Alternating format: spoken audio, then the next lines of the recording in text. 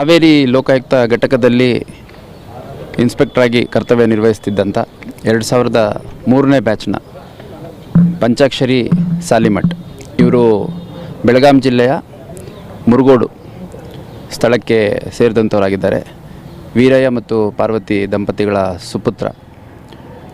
ಇವರು ನಿನ್ನೆ ಸಂಜೆ ಗದಗ್ಗೆ ಹೋಗುವಂಥ ಸಂದರ್ಭದಲ್ಲಿ ಹುಬ್ಬಳ್ಳಿ ಹೊರವಲಯದ ಅಣ್ಣಿಗೇರಿ ಸಮೀಪದಲ್ಲಿ ಕಾರ್ ಅಪಘಾತ ಪ್ರಕರಣದಲ್ಲಿ ಮೃತ ಹೊಂದಿರ್ತಾರೆ.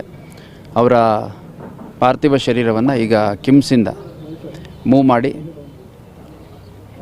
ಧಾರವಾಡ ಸಬರ್ಬನ್ ಪೊಲೀಸ್ ಸ್ಟೇಷನ್ ಹತ್ರ ಕೆಲವು ನಿಮಿಷಗಳ ಕಾಲ ನಿಲ್ಲಿಸಿ, ನಂತರ ಗರಗ ಪೊಲೀಸ್ ಸ್ಟೇಷನ್ ಹತ್ರ ಕೆಲವು ಸಮಯ ನಿಲ್ಲಿಸಿ, ನಂತರದಲ್ಲಿ ಬೈಲ್ಹೊಂಗಲ್ ಪೊಲೀಸ್ ಠಾಣೆ ಹತ್ತಿರ ಕೆಲ ನಿಮಿಷಗಳ ಕಾಲ ನಿಲ್ಲಿಸಿ ನೇರವಾಗಿ ಮುರುಗೋಡು ಸ್ವಗ್ರಾಮಕ್ಕೆ ಪಾರ್ಥಿವ ಶರೀರವನ್ನು ತೆಗೆದುಕೊಂಡು ಹೋಗ್ತಾ ಇದ್ದಾರೆ.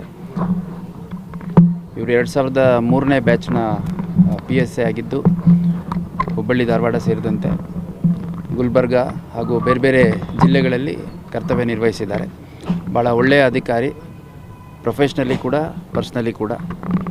ಮೃತರು ತಮ್ಮ ಶ್ರೀಮತಿ ಶೀಲಾ ಮತ್ತು ಇಬ್ಬರು ಮಕ್ಕಳು ಚಿನ್ಮಯಿ ಮತ್ತು ತನ್ಮಯಿ ಸೇರಿದಂತೆ ಅವರ ಎಲ್ಲ ಸಂಪೂರ್ಣ ಕುಟುಂಬ, ಬಂಧು ಮಿತ್ರರು ಹಾಗೂ ಸ್ನೇಹಿತರು, ಹಿತೈಷಿಗಳು ಎಲ್ಲರನ್ನೂ ಅಗಲಿ ಹೋಗಿರುವಂಥದ್ದು ಭಾಳ ಆಘಾತ ತಂದಿದೆ ಇಲಾಖೆಗೂ ಹಾಗೂ ವೈಯಕ್ತಿಕವಾಗಿ ನಮಗೂ.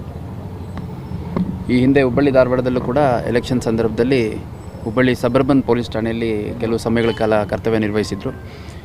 ನಾನು ಈ ಹಿಂದೆ ಗುಲ್ಬರ್ಗ SP ಆದಂಥ ಸಂದರ್ಭದಲ್ಲಿ ಸೇಡಮಲ್ಲಿ 3 ವರ್ಷಗಳ ಕಾಲ ನನಗೆ ಇನ್ಸ್ಪೆಕ್ಟರ್ ಆಗಿದ್ದರು. ಆಗ ವೈಯಕ್ತಿಕವಾಗಿ ನಾನು ಅವ್ರಿಗೆ ನೋಡಿದ್ದೇನೆ.